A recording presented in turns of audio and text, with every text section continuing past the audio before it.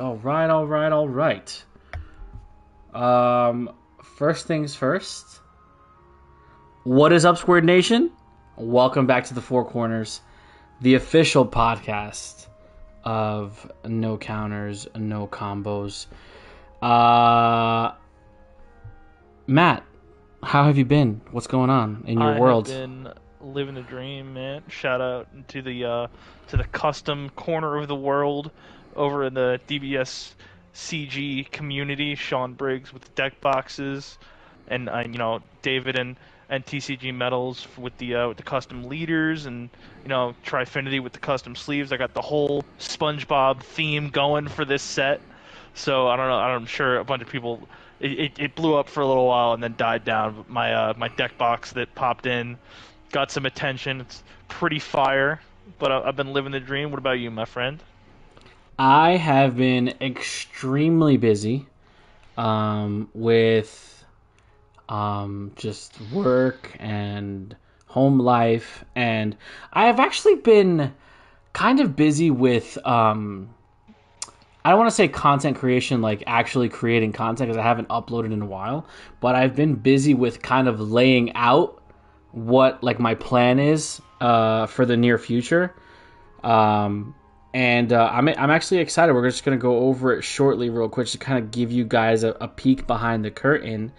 um but other than that, I got back to locals last week. I got back to locals. It was nice, kind of getting back into it. Kind of shaking the rust off a little bit. I got I got washed, which is expected. It's totally fine. When you take a long hiatus from a game like Dragon Ball, it is kind of tough to expect good results. When you when you first come back. Can you elaborate on that a little bit for me if you feel the same way? Yeah, I definitely felt that for a little while when I first got down to Tennessee because I played in the first local I could the first week I got down here, and then I took a pretty sizable break, and I'm actually coming back from a pretty sizable been about a month since I've played IRL, which is definitely a feels bad, but I've been pretty satisfied with the way the format kind of ended out at the end of set 17, but with Zenkai set 1 on the way, I've been grinding, testing the new SS4 Gogeta decks I've mentioned a couple of times. But I'm really excited to get those cards in hand, and get rolling. But I do think that that break is definitely good, but rough because of all the interaction and all the new stuff. Things change a lot in this game in a short amount of time, so I think any time off can be a little rough. Yeah, I think. I mean, I'm sure it's true for a lot of other games besides Dragon Ball, but I feel like because Dragon Ball has so much, like between you know counterplay and timing windows and erratas and this and that, and just the ongoing list of things that you have to pay attention to, it could get a little exhausting. I mean, and if you detach yourself for a good amount of time, right? I mean, and listen, I'm all for taking breaks. I'm all for checking your mental health and making sure that you are in a place that you need to be, because you know what, I'd like to touch on that a little bit. I think that that topic of conversation, a lot of people like to avoid, because as a content creator, you don't want to let too much of your personal life get involved with what you do as your hobby or your passion, whatever it is. But I want to stress the importance of knowing when to give yourself time. I've seen a lot of content creators, including myself, just completely burn out because they feel a sense of responsibility, or maybe not responsibility, but a sense of commitment that you can't break away from. And I'll be the first to tell you that that's a very slippery slope to go down, especially if you expect certain things from yourself as a content creator, or just as a person that's goal driven in general. Just completely forget it. Like, just throw it out the window. don't put that type of pressure on yourself because A, it's unfair, and you don't owe anybody anything. So if anybody out there is listening or watching this later on, if you're a content creator or if you're any type of perfectionist or somebody who likes to dive completely headfirst into something, if you feel like you're getting close to burnout, give yourself time, because the last thing that you want is to commit to something that you're very passionate about and then it becomes something that you no longer enjoy. That's like the worst thing that you could ever do. So, so let's get that dad moment out of the way for now. But with that being said, listen, like, it's important to make sure that we're all in a good state of mental health. Shout out to Alan in chat. Yeah. Burnout is definitely real. But moving on to some funner and more brighter things. We're going to touch on this briefly.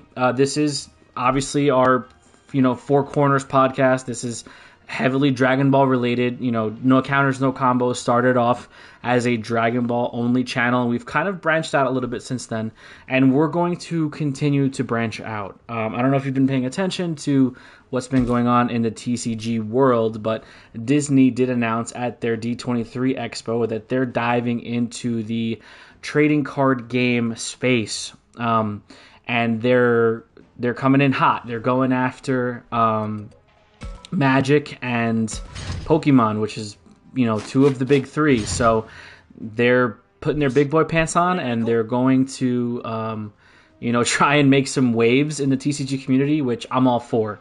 So they announced that they're going to be releasing their card game Lorcana next fall in 2023. So we have a little bit of information on it. I've seen some of the cards. They've been leaked online or showed online. They were giving out promos at D23, so a lot of people were very excited to get their hands on these specific cards or whatnot. And let's just be honest. I mean, anybody who's in their late 20s to mid 30s, we all grew up on Disney. So if you're not at least like a sliver interested in it, you're lying to yourself. So my kids, of course, were super excited when I told them about it. And granted, I'm a sucker for doing stuff for my kids. So naturally, I'm going to take that endeavor and see where things go. But is Lorcana something that you're excited for as well? So I have a policy, and it is a financial policy for myself, that I limit my hobbies pretty strictly, and I'm really glad that I found Dragon Ball because it is really, really enjoyable for me. That being said, am I going to watch Lorcana? Absolutely. It looks neat. Have I read the cards yet? No, I'm probably not going to invest or anything like that, but I'll absolutely keep an eye on it because I think it's super neat. And I think it looks super cool. With Disney, the possibilities are literally endless. They own so many properties, and I'm sure they could strong-arm their way into, getting rights for a ton of different stuff, and they could really make some noise. Do I think it'll be competitively something that'll, really work its way up? Maybe, but I'm definitely willing to watch and see where it goes.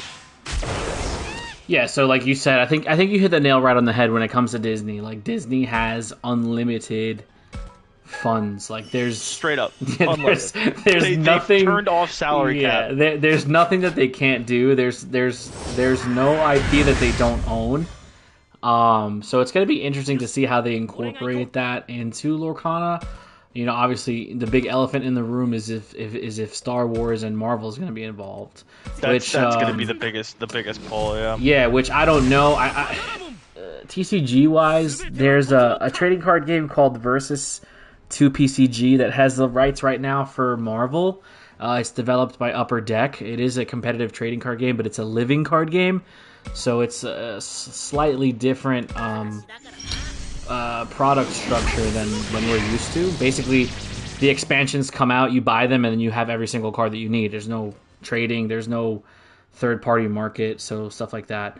So I would be interested to see how Upper Deck handles the possibility of losing that license to Marvel, because that's literally the only thing that is keeping their game alive, and it's hanging on by a thread. So just shout out to real quick in chat to Alan and to Ansh. I'm going to the Disney TCG since Black is being downgraded in Dragon Ball. So who's joining?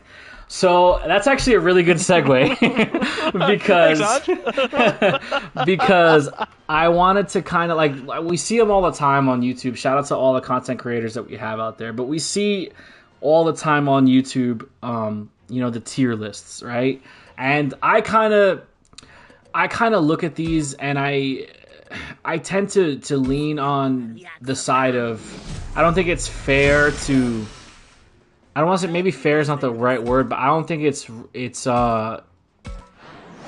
like feasible to create a tier list prior to a set's release, because you don't know how it's going to affect the meta, and all meta is subjective on your area. So, some people might just play meta decks all the time in your specific local or whatever, and some people might just play off meta just because that's what they want to do. But I felt like it was at least a good topic of conversation, because we do have things like Untap, and we do have things like, DBS Deck Planet, where we can, preemptively build these decks and test these strategies.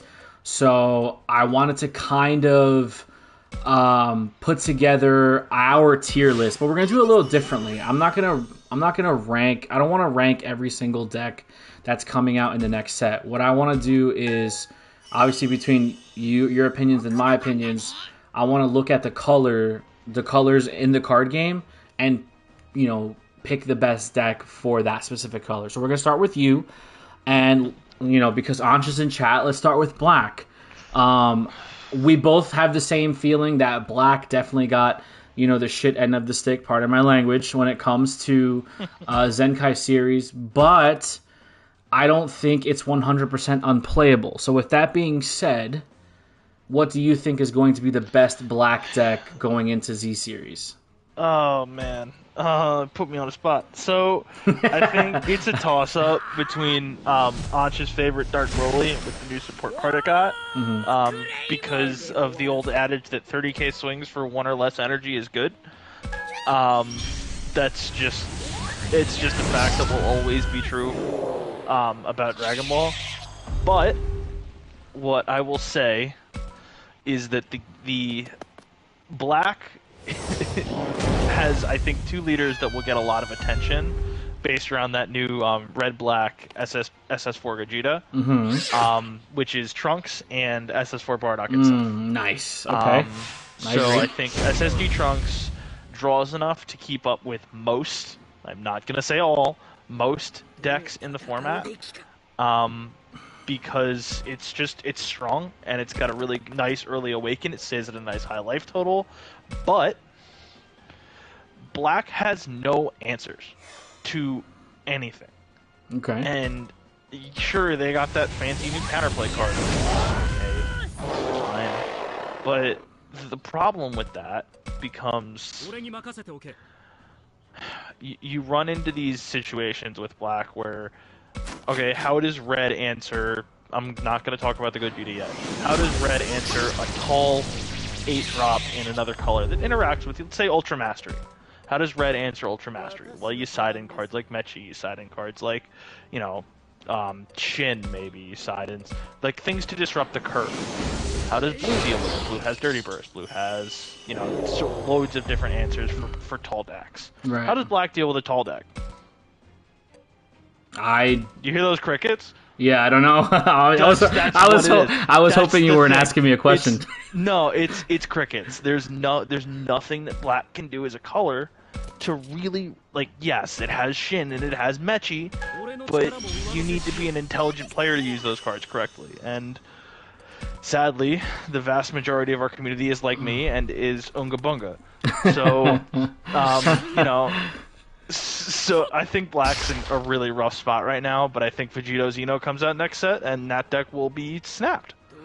Yeah, so I think I have to agree with you. I think that the shaft to Black was done purposely, because they're prepping us to to get ready for Vegito, which is Oh yeah. probably going to be on everyone's radar if not already. Um, so I kind of don't like how that's done though. Like I don't like when like colors are just completely unplayable because there's a lot of different players that like different things. So I still think I agree with you that like SS God Trunks is going to be playable. I know some people might experiment with the Supreme Kai of Time deck because of that counterplay or whatever. Hmm. Um, That counters yeah, that moist. counter. I think they might experiment with that. Um, I dare I say Gogeta Xeno might even still be It was playable. around last format. Yeah, I mean nothing really got hit, so it's probably still gonna be like around. It's just got the best 4-drop in black. Yeah, if you're brave, you're gonna play it. But if you're smart, you won't. Yeah, well, that's also very true. Also, but yeah, I mean, I think I have to agree with you. I think the best black deck going into Z series is going to be SS4 Bardock, and it's kind of cheating a little bit because it's not technically a black deck. It is a monocolor, dual color black deck. But I like its position in the meta because I feel like it does a lot of different things well, even though it's kind of more of a control. I don't want to say control, but it's very reliant. Like Bardock's play lines are very reliant on how your opponent plays the game, because you gain most of your value depending on what your opponent is trying to establish. So it's not like one of those decks where you're just going to turbo everything out and turn sideways and do whatever it is that you have to do. You're not going to really control the board like Trunks or anything like that. You're not going to really utilize playing stuff out of the warp like Trunks. You're going to respond, turn for turn what your opponent is doing. Like whether it's the Bardock check land that reduces battle power, whether it's the Gohan checkland, whether it's the Vegeta checkland, everything once it's charged or when it's played does something. So I feel like I actually played Josh last week. I was playing against him. He was playing SS4 Bardock. Shout out to Josh. And it was one of those games. Like it is very Alan hit it right on the head. It's very tempo oriented, and you have to respond to what your opponent is doing, and you get like little slivers of aggression with it because you could spam out those 16k attackers, which is just a crooked number anyway. So I think, I think Bardock is probably the best black deck going into a Zenkai series here. I think it's a toss up between that and Trunks, but I know I wouldn't play black. Sorry, but I just there have been enough reprints of some staples.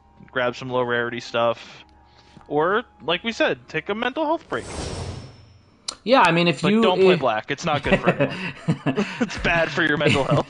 if you're in that boat that you consider yourself a black player, it might be one of those things where if the meta kind of dictates it, you might maybe want to sit this one out. But I still think on a local level, like if you're just going to locals, you just play whatever you want. I mean, I don't think there's 100%. We're talking tier list like for competitive events, like going to like a regional or like a PPG event, something like that. Ansh does bring up a good point though. Being able to play blue cards in a black deck is crazy, because Senzu Bean is disgusting. Senzu Bean's the best card in the game. Alan said F the meta, so I agree. Shout out to Brian. What's up, Brian? He's not gonna like my red answer. Yeah, one sleeper for black Finn. Because I don't know. I think that's a stretch. No, it's all good, Alan. I don't have text to chat, so nobody heard that F bomb that you just dropped in chat. So all right, so we did black. So let's go green now. Let's go from worst color to best color. To second worst color. Yeah. So let's go with green. What do you think is going to be the best green deck going into Z series? I think it's a toss. Again, I keep saying toss up. I think it's a couple of decks that can do some damage. I think King Cold is still a great deck for green. I think Cooler is still a great deck for green because it gets combo power off of its unisons. But the similarities with those two decks are they don't get any Z energy. Mm-hmm. Granted, does Z have any good Z cards? Nope. There's that one Frieza. There's that one It doesn't. Frieza. Yeah, the freeze is fine. Cell's gonna be great. Because it's just aggressive and can sit on those 16k barrier guys and just swing under violent all day.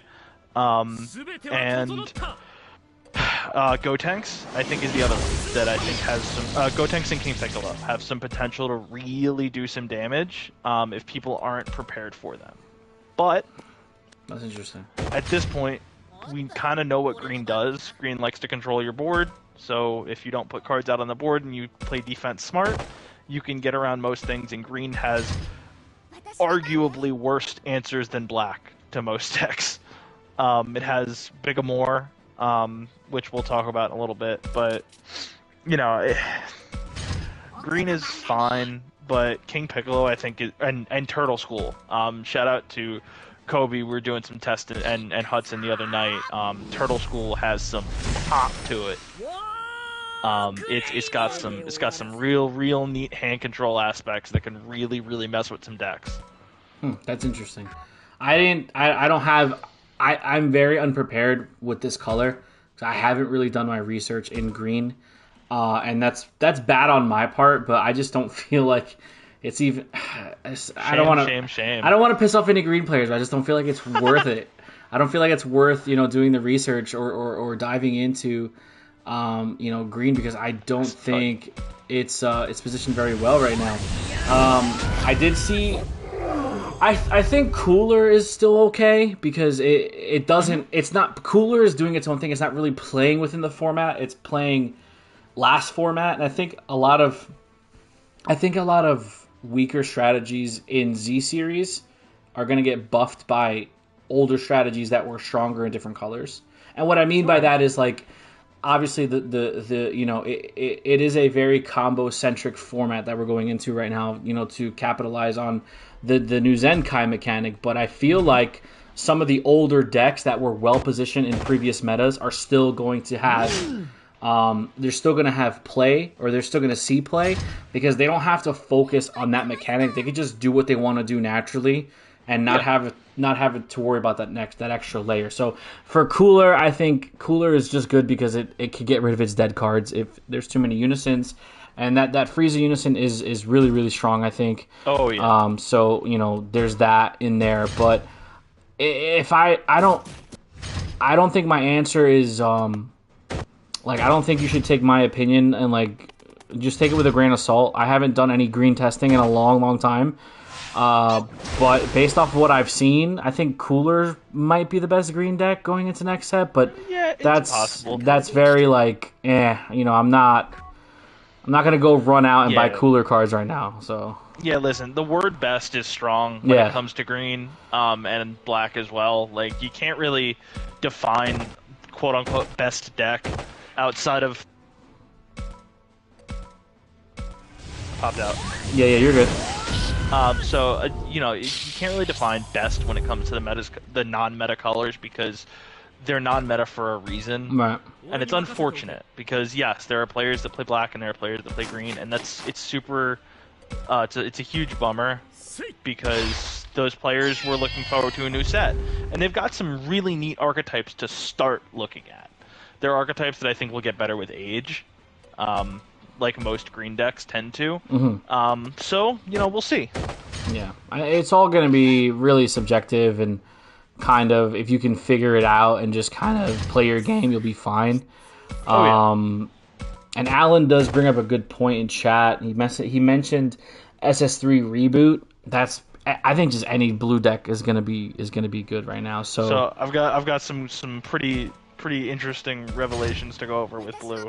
I guess it's a good segue. Yeah, so we're gonna go. Let's just jump right into it now. Yeah, let's just jump right into it now. So blue has what I think is the best deck.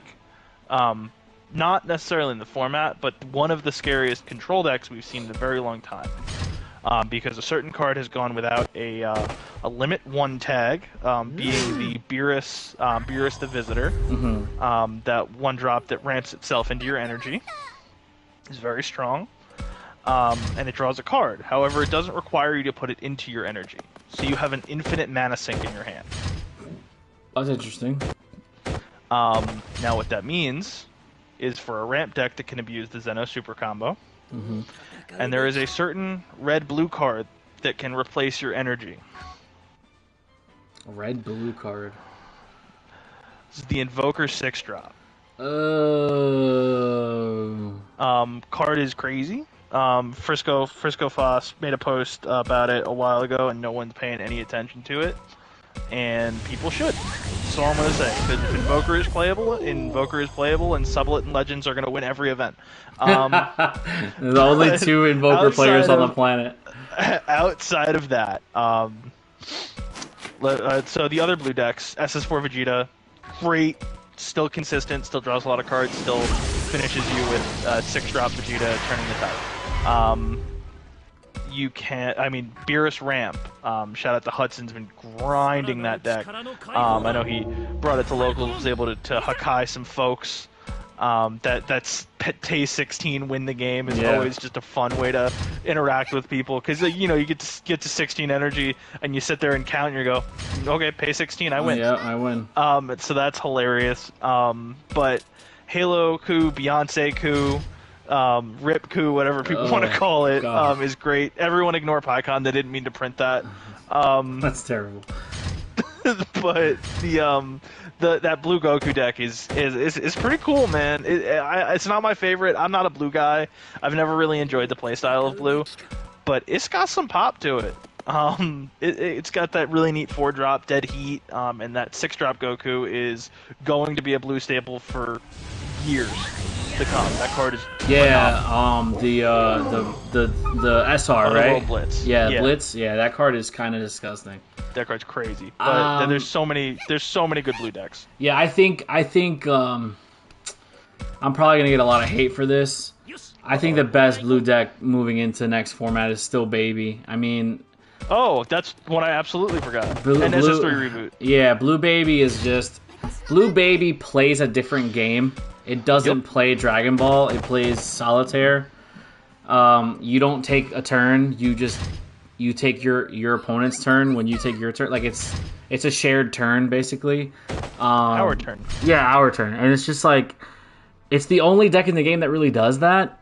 And as long as a deck like that exists, where it could just like it could just get away with playing Charge Pass or Charge Search Pass. If you could get away with doing that and you don't have to commit a lot of resources while you're building up your resources and you're not interacting with your opponent, giving them resources, it just plays a different game, and I think that's going to be... And Baby can care less about Zenkai. He doesn't even need to do anything. There's no combo step. Yeah, it just doesn't need to do anything. You just stop. You're literally just stopping everything that your opponent is trying to do. And we got some comments here. The Art of Saying No from Alan. Yeah, The Art of Saying No. Yes, hate Blue Baby with a huge passion, but yes, it is the best blue deck, no doubt. Yeah, Anch is definitely... yeah, I agree. Unerrata of the Baby field. Unerrata of the field. It's not strong enough. Yeah, I mean, I don't know why they... I guess at that time it was... I don't know. No, it needs to stay errated. You need to be smart to play Baby, and let's leave it that way.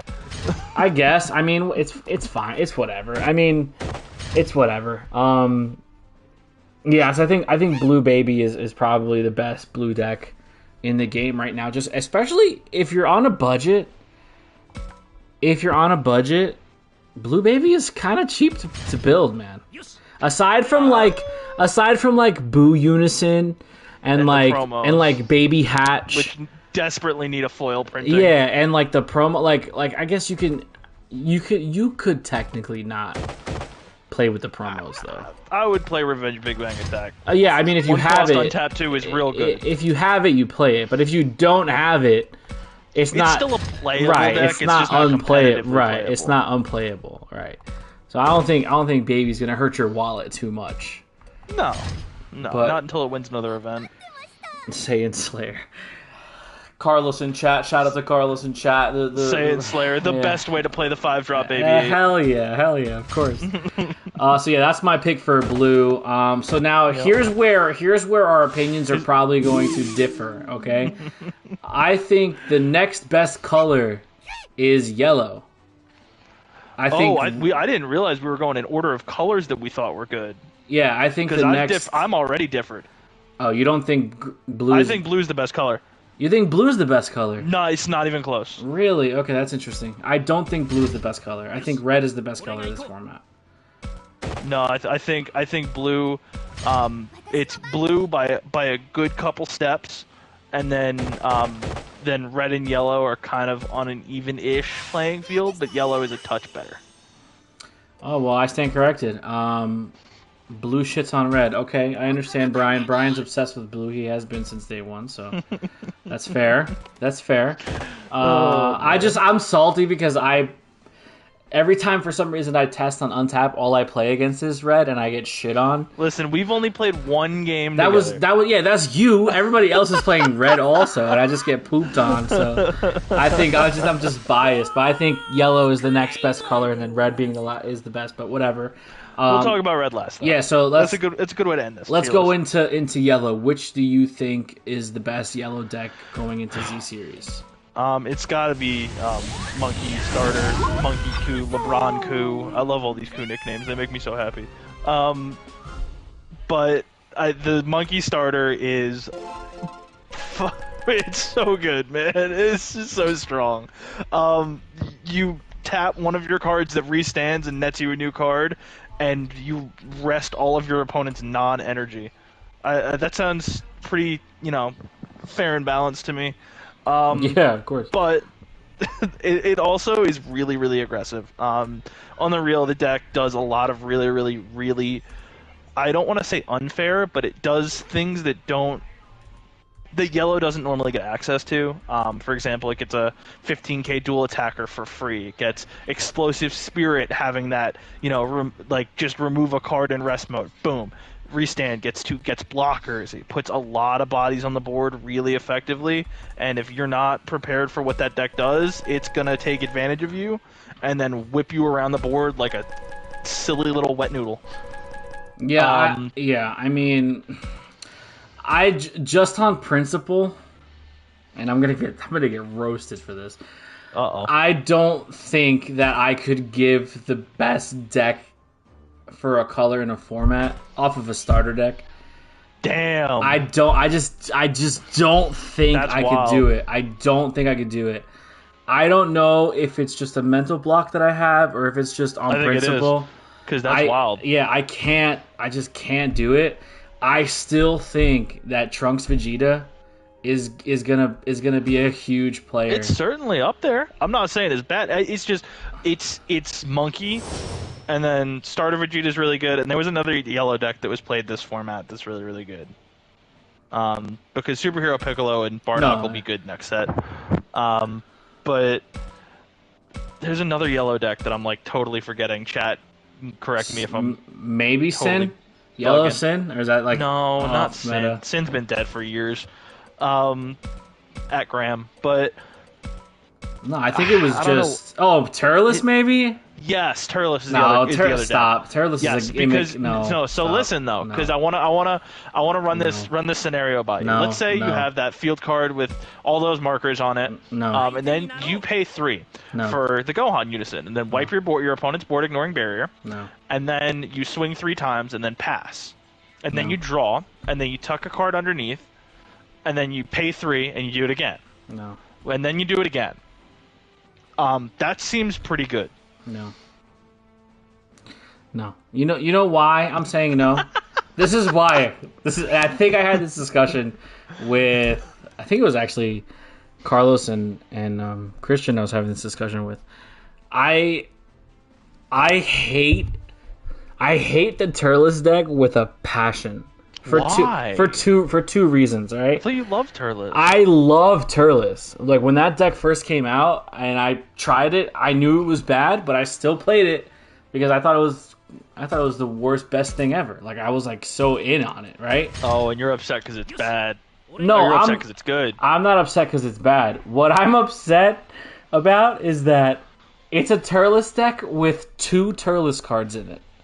The leader and the one of Unison. That's it. That is it. It is like it is. What is this? Like, are we serious right now? Oh That man. that really bugs me, dude. Like that just bugs me. And Oh, that's funny.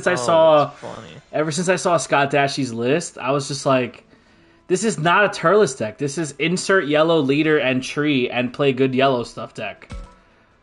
I was just like, whatever, dude. I mean, you can't knock the performance because you got results, but no, forget that. I think That's so funny. Nah, yellow good stuff decks are going to be around. Yellow superhero Piccolo will be good next set when we get to Gohan Blanco Z. Yeah. It'll go on top of it. yeah, It's fun. yeah, It's fun. I think I'm just gonna add it to my list here. I think Trunks Vegeta is still gonna see a lot of play. I think it's gonna do well because it doesn't have to commit to Zenkai if it doesn't want to. So just to kind of not wrap up, but just kind of rehash what we got. So for Black, Before we get into the fun part of this, yeah. So for Black, we have SS4 Bardock and SS God Trunks, which is fine. For Green, we have Cooler and KP and maybe Turtle Hermit School, but mainly just Cooler and KP. Think of Green like 3 steps behind the meta. Yeah, and then for Blue, I have Baby, and you were on what, SS4 Vegeta? SS4 Vegeta, Halo Coup, and any deck that abuses ramp. Okay, so meaning yeah. Most decks, but the coming soon Goku. The fun name for that is NSFW. But Jizku's a fun name for a deck. Yo, that's funny. Yeah, okay, so we'll do that, and then for Yellow we have Monkey and Trunks Vegeta. So I guess that's our tier list, or that's our like what decks you should be focusing on. There's, it hurts my soul that I can't talk about. I mean, I guess we'll talk about it because we gotta talk about Red. Yeah, we gotta talk about Red. Unfortunately, you know what? I was kind of low key trying to skip over that, but all right. So yeah, I saw you trying to dance around it. You can't dance around it. So for Red, what's your best Red deck next format? So it's very, very close. I have done a absolute crapload of testing with Red this set. I am normally a Red player, and I am playing SS4 Gogeta. Sin is the better deck. Okay. I'm gonna tell you why. In terms of value, for your energy. Yes, you have a 16 card in SS4, 16 card hand in SS4. What are your threats? Your threats on the board are the 1-drop crit and the 1-drop double strike, but you don't stick cards until you get to your 8 drops. Okay. Value in this game has always been determined by how much damage you're going to deal and how you get to your strategy the fastest. If you go first in Sin, you're going to win the game. That's it. 2 energy for a crit double strike, or crit triple strike deflect barrier card is hilarious. That's Sin SR, and I want everyone to take note of this right now when those SPRs get real cheap in about a couple days. That card only needs your leader to be a Z leader. Right. Or a Sin. Period. Right. Z leader, Red Z leader, period. So when we get generic Red archetypes, just go ahead and buy 4 copies of that card. That's kind of wild. It's hilarious. But here's what I'm going to say. SS4 Gogeta is really, really good. I love the deck. It has answers. And to anyone that wants to argue with me about this, please feel free to send me a message on Facebook or wherever. Or you see me commenting about it, feel free to comment. The deck has answers in every single color. There have been multiple videos. There have been multiple posts. There have been multiple, whining sessions in the Facebook group. It is a very good boss monster, that 8-drop. Is it overtuned? Sure. But it is not worthy of an errata and a ban and all of this crazy stuff that we're talking about. The set hasn't even come out yet. Yeah. Let the meta develop and y'all will understand what I mean by balance. All right, so you know what? I'm going to give my Red deck real quick, and then we're going to... Alan commented in the chat, talk about the answers in each color. So Sure, that's I'll pull actually them up. pretty good. So my best red deck is uh, whichever red deck you feel like playing. I honestly think that the color is just that strong right now. You know, if you're playing a 3-cost red unison, it just gets even stronger with the Videl counterplay. Yeah. Yamcha is really good right now. A lot of cards are being played for cheap off of skills. So Merciless Barrage is seeing a huge uptick in play. Violent Raise is probably a staple again as an extra card this format. Big boys. Wolfang Fist is going to be an extremely effective side deck card. There's just so many cards that are so good in red that I honestly think you could literally just. Here we go. I think like you can play any red deck you want right now and you'll do fine. Like I mentioned about the starter deck thing, I think Pan is going to be really good.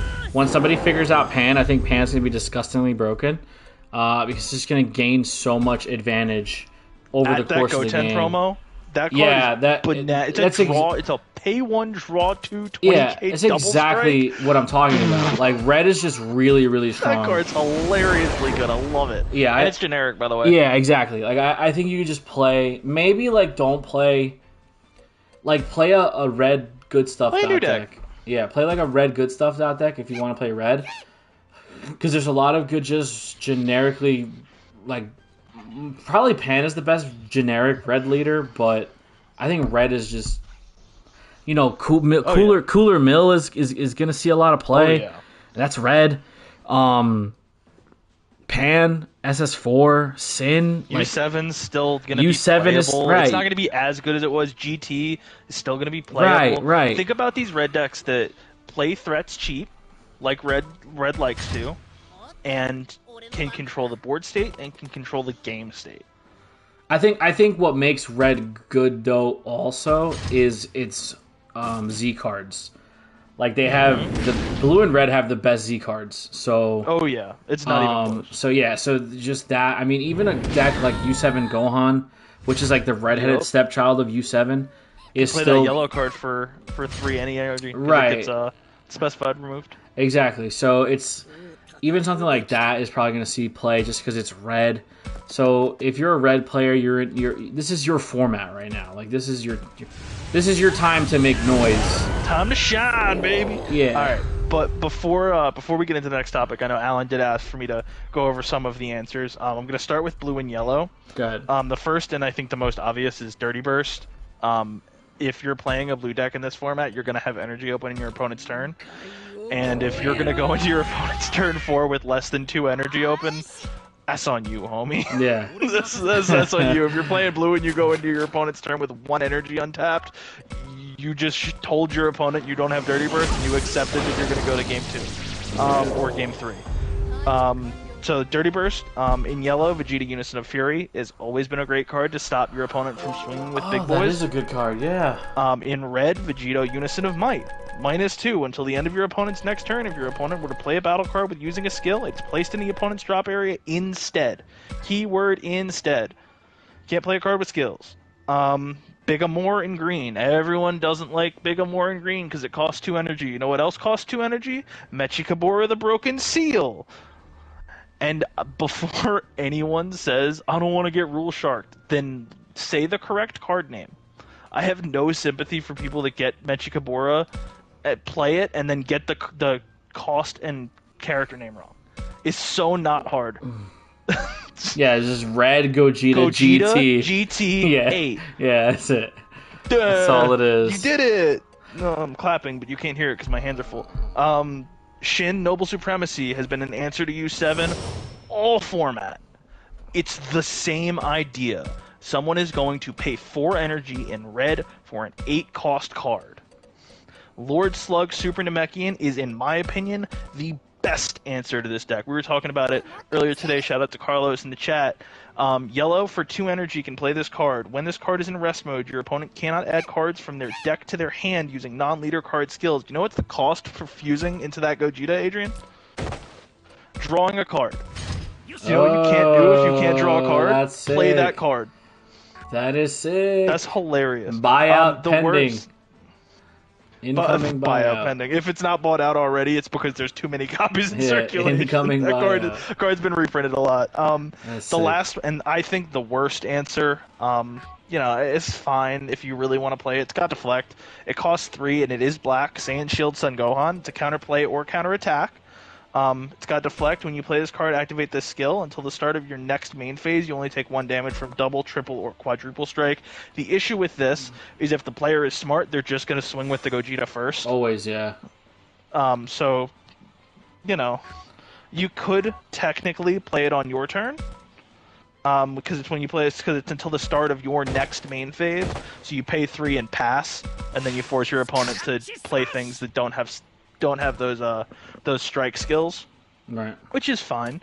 But there is more than this. You know, I just rattled off a good number of cards, and a lot of those cards are black.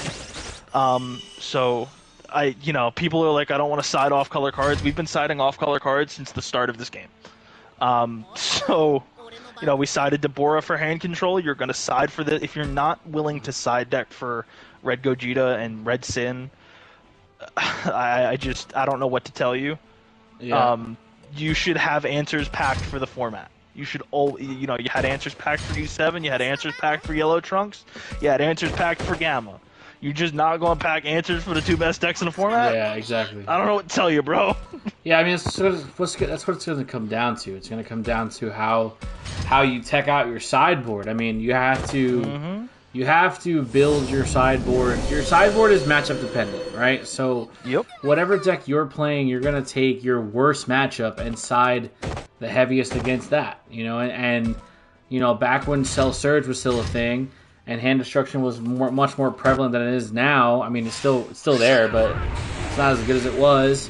You know, people sided, you know, 4 to 8 cards just for hand control, you know, because that was the boogeyman. You know, you sided the Boros, you sided Saiyan Instincts, you sided those battle cards that they played for free and drew a card if you had to pitch it. So you just had to do it because or else you lost. You have to do it because you're aware of the format. And so the argument that I understand the most, I think that people are complaining about is, oh, well, the fact that we have to warp the format around a card. Absolutely understand that argument. Sure. I do not think the format will revolve around that card for more than a couple weeks. And here's why.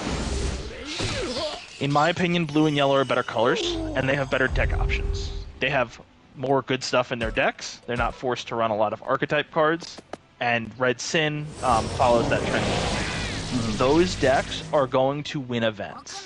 SS4 Gogeta is what me and a couple other people like to call a noob stomper. If you walk into locals and you sit across for your first time and you sit across from an SS4 Gogeta deck, I personally apologize to you. Yeah, that's rough. Because you're going to have a bad time. Yeah, that's rough. But, you know what's not going to happen a second time? You're not going to not be prepared for that card. Because it has its answers.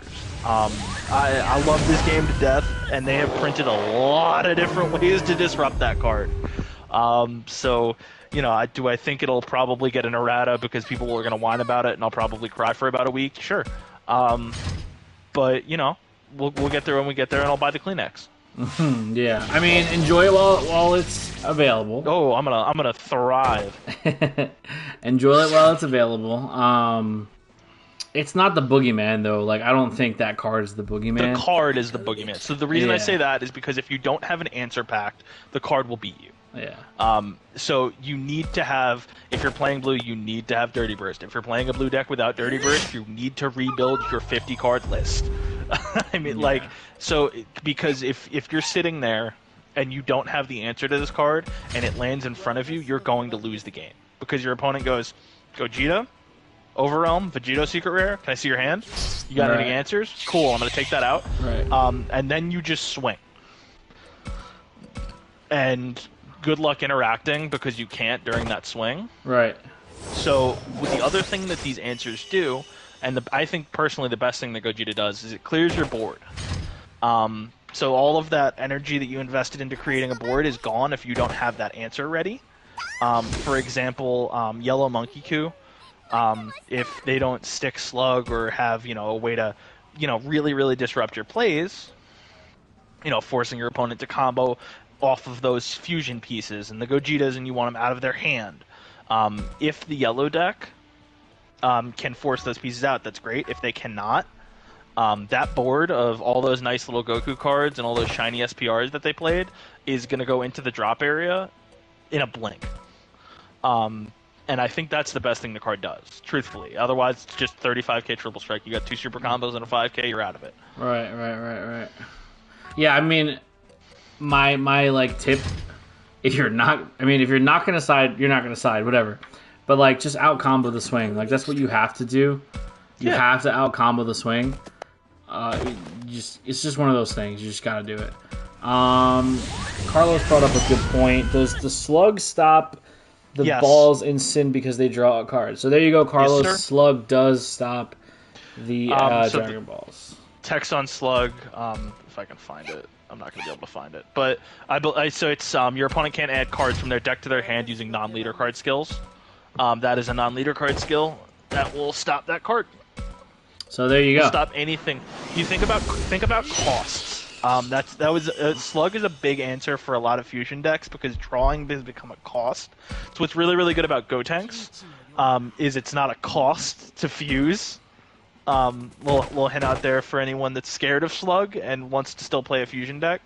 That's a great answer, and yeah, I think that's kind of where I stand on red. Okay.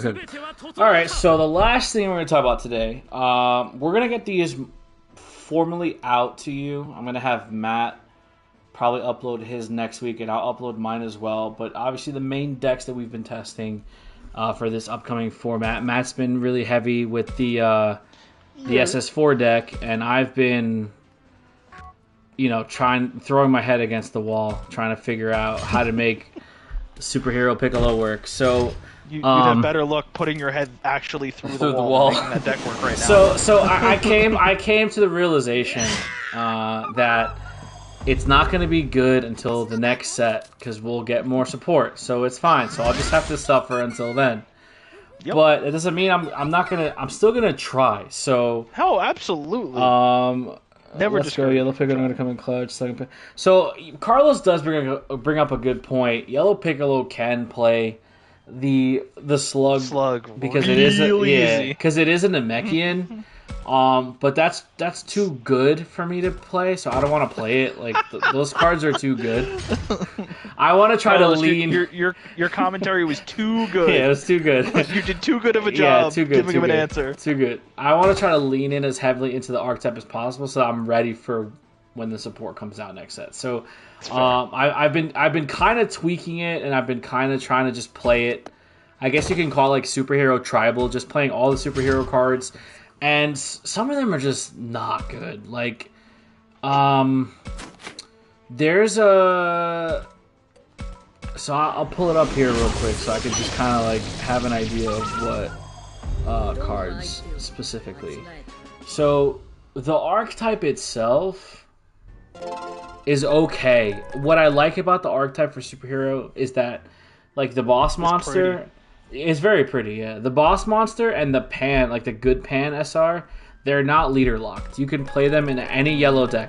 You can experiment with some crazy stuff. Any deck that revolves around pitching cards or building a drop area is obviously going to benefit from this archetype because that's naturally what the deck wants to do. The only problem I have with Piccolo is that Piccolo doesn't plus ever. Like, he doesn't ever plus. You have to discard to do something. You have to discard on the unawakened side to look at top 5 to add. So you're just going even there. And then when you're game balance. Yeah, when you're awakened, it's the same thing. It's attack, draw, discard. So you're not plussing.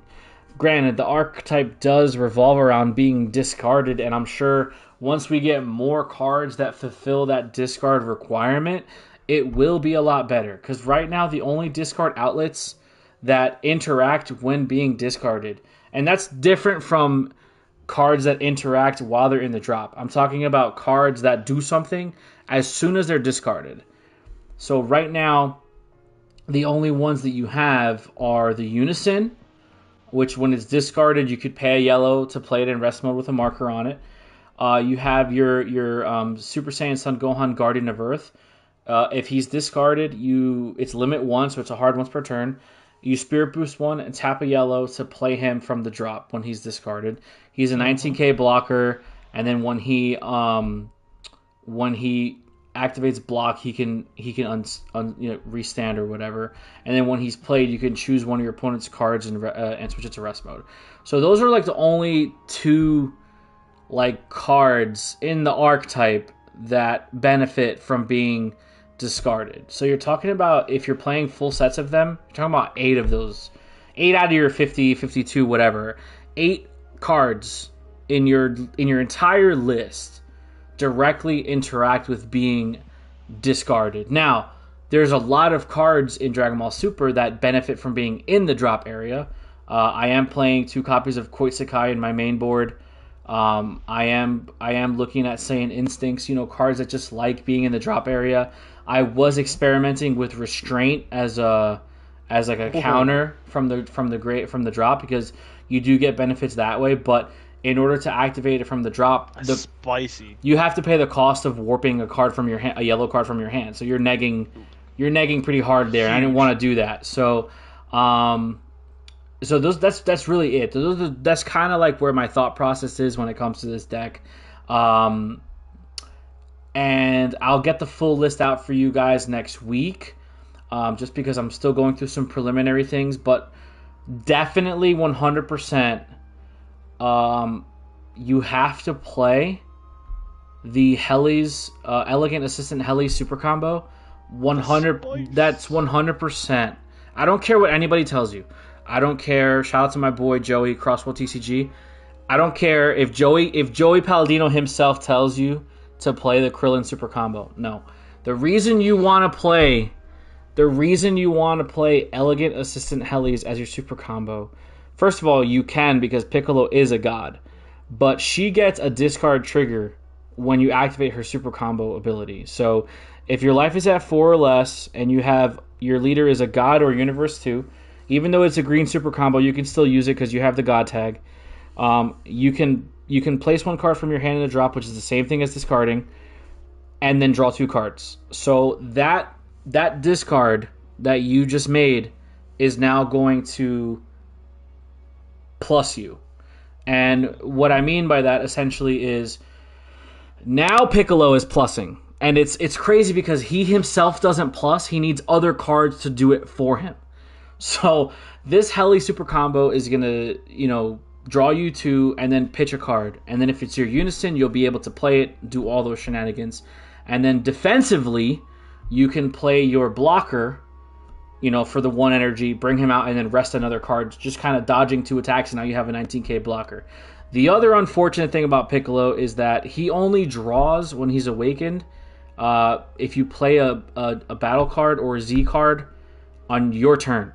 So you can't defensively draw, which I think is, sometimes I feel like there are different teams in Dragon Ball responsible for different colors development.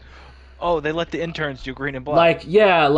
I look at colors and I'm just like, dude, why is this so fair? This is so, why is this so fair? Why can't my man's just plus? Why can't he just plus? Let him plus. It's so fair. Everything is so fair. It's and it's super just fair. You have to jump through hoops to draw 1 card. It's just, it's crazy. It's rough. So definitely Helis. I've been teching in as my secret rare of choice. I don't know if anybody realizes this yet. I've been teching in as my secret rare of choice, SS4 Gogeta Peerless Fusion. The only reason I'm playing this secret rare is because it is 5-drop Gogeta? Yes, the only reason I'm playing the secret rare is because it is a Gogeta GT and can therefore interact with the red Gogeta. So but doesn't it not do anything? No, basically you pay for 5. If all your energy is the same color, play this card from your hand, draw 2, untap 2, and then your opponent chooses 2 cards in their hand and in their battle area and sends them to the warp.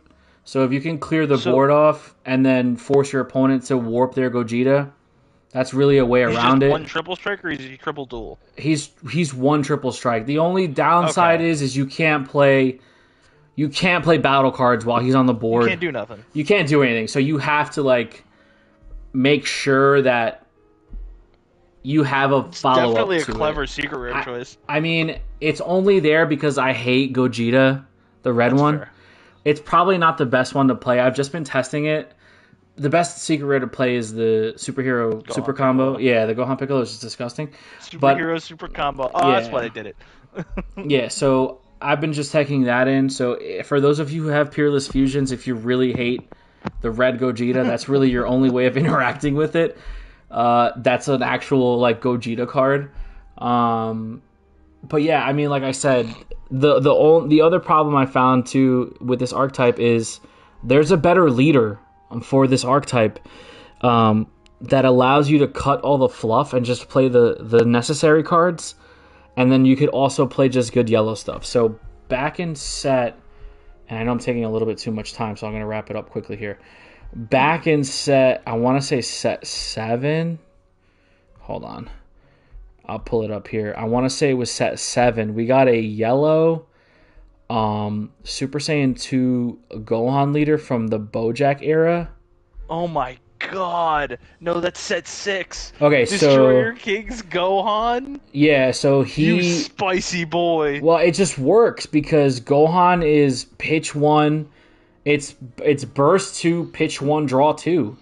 The smile on my face right now. So it everything works. Like everything that's generic from that deck works. Like the only thing you can't play, obviously you can't play the Unison because the Unison needs it to be a Piccolo superhero card specifically for the leader. But you could still play your 8-drop. You could still play your 19K blocker, and you could still play the Pan SR because that's just being used for Z Energy. Z Energy. So you could still play the small little engine if you really want to play the superhero cards. And then now that allows you to play just like good yellow stuff because now you're a Saiyan leader, so you could play all 2 easies. You could play all the good yellow Saiyan stuff. And the best thing about that Gohan leader is if you, for some reason, if you burst your secret rare, his activate main on the Awaken side is once per game. You can select a Saiyan that's a cost 3 or more in your drop area and add it to your hand. So if you pitch your super combo, or if it gets discarded, or if it gets milled, as long as you're Awaken, you can just get it back whenever you need it, and you can just play it. So you play your superhero super combo there as your secret rare. But this is the problem that I have is this is the type of things that you have to do to play this archetype because it's not good as currently constructed. Yeah. So we're just gonna have to wait and see what set 19 comes out. But you know what? For all my Piccolo fans in chat, all the superhero archetype fans in chat, your boy is working hard to try to make this at least, you take it to a tournament and you can at least go like 2-2 with it. So I'm trying really, really hard. I'm grinding my gears. It's the hardest I've ever seen you try to go 2-2. Yeah, this is definitely where it's at. So I'm gonna move away from this. I'll get the finalized list out for you guys next week. But I know you want to talk about your SS4 Gogeta deck, so let's do that. I do want to talk about it a little bit. The archetype's pretty simple. By the way, the best card in the set is the SS4 Gogeta Unison. That card is unreal. A generic red top 3 search on top of playing a 1-drop that's going to draw you cards is silly. I like the theme of the deck. It's super neat because it's like the tag team scene in GT when they were like kind of after imaging in and out of the battle and tag teaming on Sin, which was super cool. Negate spreads in red right now. Imposing Presence is going to be like a ridiculous card next set. Yeah, that card is cracked. Because dual attack is a silly skill. Yeah. And it's even sillier when they lose power when they do it. Yeah. Violent Rays, we mentioned before, testing the opposition. A card it's very funny because I see it in some lists, and I don't see it in others. It surprises me. Rushing Warrior Pan is a set 3 starter card, and it's basically just another copy of your quote unquote 4-drop 1-drops that draw cards. That card's disgusting. It just adds power. Super good. The GT trio from the GT archetype is generic. You throw it under your unison, it's an extra marker, and then your opponent forgets it's under your unison, then you sneak it out from under there and play it. It's like cheating. It's the best. Nice. Raditz Saiyan Youth super combo. It's unreal. Yamcha's a silly card. Goku Adventures Advent is the best turn 1 in the deck if you go first, because you search, replace yourself, and then you protect yourself from a swing and turn them into Z energy. And then I think the best. So the one thing that I disagreed with a lot of content creators saying is you need to awaken on turn 2 in this format. The reason I say that is because your turn 3 in this deck has the potential to be pay 3 for the red-black Gogeta, warp a card from your opponent's hand, minus 32 bodies, swing 30k double strike, and then awaken into Heartfelt. Now, people say that it is not consistent, except for the fact that you're searching 1, 2, 3, 4, 5, minimum 4 times, up top side 6 times. Before that moment. For any red Saiyan, if you don't find it, I'd be shocked with the amount of cards that you draw on your before you awaken, and then the SS4 Vegito Secret Rare.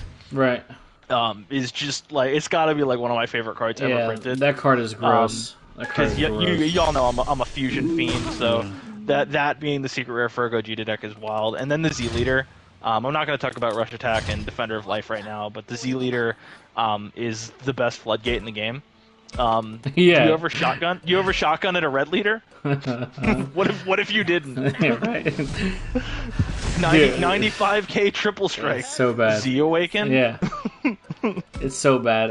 It's just so bad. I don't know. That's what I'm saying. Like, red is just really good. It's like, so wild. It's crazy. But, you know, it is what it is. I mean, I'm excited.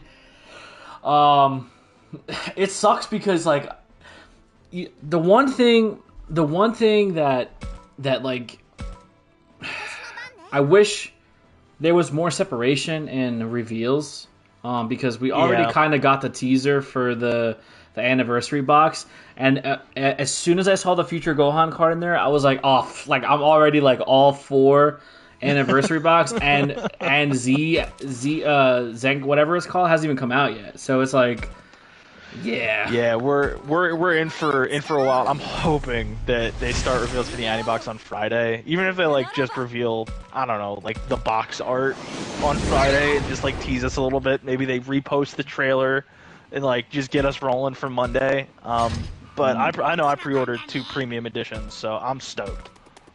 And the premium edition's the one with the reprinted leaders, right? So it's the reprinted secret rare. So it comes with 1 copy each. So I have 6 copies, 2 copies each of the secret rares coming, guaranteed in the shiniest art possible, and then play sets of all of the cards in a premium foiling, which just feels like a win. Anti-boxes have always been a hit. And how much was that pre-order? Even the Bardock one, $100 pop. Oh, that's not bad. No, they retail for what do you call it? For 80. That's not I bad. think I might be wrong. That's Might be a little, bad. might be 70, but not it bad ends at up all. coming out to making your money back on the secret rares alone. So it just makes sense, and it comes with a baby hatch and an SS3 Broly. The Goku's just for show, but that's okay. Yeah, so we have a lot of product to look forward to between anniversary box. Yeah. We have set 19. We have the collector's boosters. Dude, when I saw that they announced that, I was like Bandai has completely gone full tilt into Magic the Gathering, because that's the only other card game I know that does collector's boosters. So it is what it is. We have a lot of product to come out. Pick and choose what you're going to buy. I think Dragon Ball has kind of evolved into a game where you don't essentially need to buy, and I don't want anybody to take a hit, financially on this, but you don't essentially need to buy like sealed product all the time anymore. In earlier sets probably, because it's just good. Like for example, set 10, Rise of the Unison Warrior. That was probably a set that you wanted to buy sealed product because of all the different counterplays and all the extra cards that we got that were just like meta staples. But moving forward, I think you can kind of pick and choose what you want to do. I mean, if you're a whale, go ahead. Just go buy everything. I mean, that's also a valid way of doing it. But if you're trying to operate on a budget, or if you're like myself and you're trying to balance multiple games, you could definitely, pick up singles and stuff like that. And obviously, support your locals, get a couple packs here and there for entry for tournaments and stuff like that. But like, don't be intimidated by the cost of some of these cards, because everything is always inflated prior to official release. So just pump the brakes a little bit. But with that being said, we're going to get on out of here. Any finishing thoughts? Anything you want to say before we cut it for the night? I guess just get good at the game. No. No, Wow. I can't wait for this set, man. I am stoked. And again, I want to shout out all the custom fiends in the in the community that support my habit of buying custom everything every set. So always be appreciating the homies out there. All right. Well, with that being said, we're going to get on out of here. Thank you guys so much for tuning in. Thank you for interacting in chat. Shout out to Brian, Alan, Anch, Carlos. Am I missing anybody? I think I'm not. That's it. Alan, Brian, Anch, Carlos. Yeah. So thank you guys. Sounds right. Thank you guys for chatting it up. Appreciate it. We'll be back next week for some more riveting Dragon Ball Super content. Don't forget to like, share, comment, subscribe, and please, for the love of God, hit the notification bell so you can stay up to date with everything No Counters, No Combos. We really do appreciate the support, and we'll see you guys next time. Be there or be squared.